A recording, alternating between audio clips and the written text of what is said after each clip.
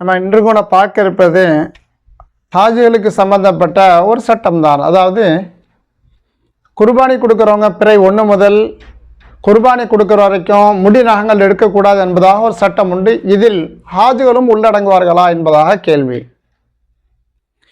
இதற்கான விடையை காணும் என்பதற்காக இந்த குர்பானி என்று சொல்லப்படக்கூடியது யதார்த்தம் என்ன, அதனுடைய அர்த்தம், அது எத்தனை வகை என்பதை நாம் அறிந்து கொள்ள வேண்டும்.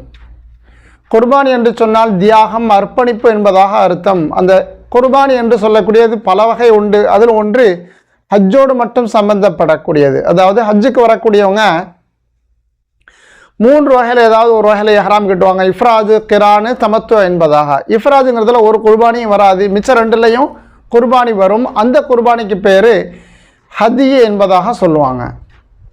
மற்றொன்று ஹஜ்ஜு, உம்ரா 2லையுமே சம்பந்தப்படும். அதில் சில தவறுகளை செய்துவிட்டால், தவறுகள் பல தராதரங்கள் உண்டு, அதில் சில தவறுகள் சரி கட்டுறதுக்காக வேண்டி அது பரிகாரமாக ஆடு தான் கொடுத்தாகணும் என்பதாக ஒரு சட்டம் உண்டு.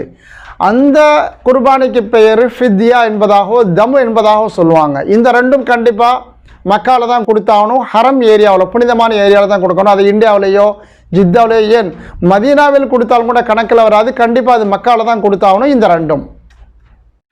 3ஆவதாக ஒரு வகை உதுஹியா என்பதாக சொல்லுவாங்க. அது ஹஜ் உம்ரா ஒன்னோடு சம்பந்தப்படாதது, பெருநாளோடு ஹஜ்ஜு பெருநாளோடு மட்டும் சம்பந்தப்படும். வசதி உள்ளவர்கள் குர்பானி கொடுக்கணும் என்பதாக சட்டம்.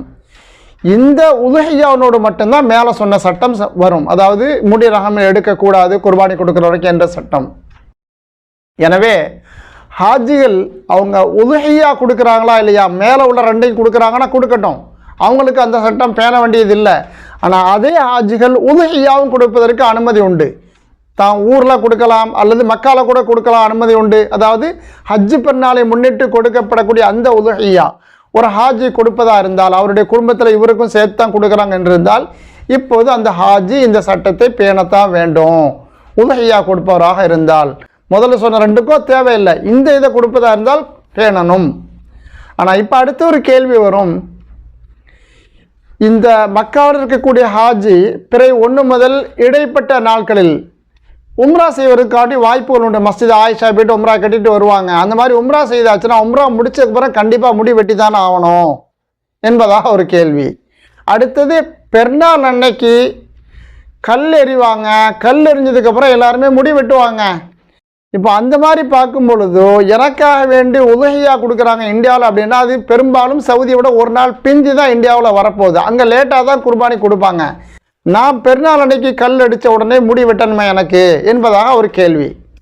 இந்த 2க்கான பதில், பொதுவாக பிறை 1 முதல் உதுஹியா கொடுக்குற வரைக்கும் முடி வெட்டக்கூடாது என்பது ஒரு சட்டம். சஹீஹ் முஸ்லிமினுடைய ஹதீஸு.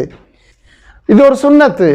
ஆனால் உம்ரா முடிச்சதுக்கப்புறம், தவாஃபு சை முடிச்சதுக்கப்புறம் முடி வெட்ட வேண்டும் என்பது ஒரு ஃபர்து. அது மாதிரி பெருநாள் அன்னைக்கு ஹாஜிகள் கல் அடித்ததுக்கப்புறம் முடி வெட்டி ஆகணும் என்பது ஃபர்து, அதாவது கட்டாய சட்டம். ஒரு கட்டாய சட்டமும் சுன்னத்தும் ஒன்றுக்கொன்று எதிரும் பொதிருமாக வரக்கூடிய நேரத்தில் ஃபர்துக்கு முன்னுரிமை கொடுக்க வேண்டும். அதாவது முடி வெட்டி கொள்ள வேண்டும். தவாஃபு சை செஞ்சதுக்கப்புறம் கண்டிப்பாக முடி வெட்டு தான் வேணும்.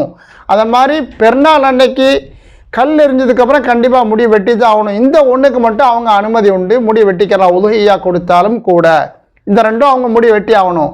ஆனால் இது அல்லாத மற்ற நேரங்களில், அதாவது இஹ்ராம் கட்டுறதுக்கு முன்பு உடவை சுத்தமாக்கி கொள்ளணும் என்பதாக சொல்லுவாங்க. அந்த இதை அவங்க தவிர்த்து கொள்ள வேண்டும் என்பதுதான் சுருக்கம்.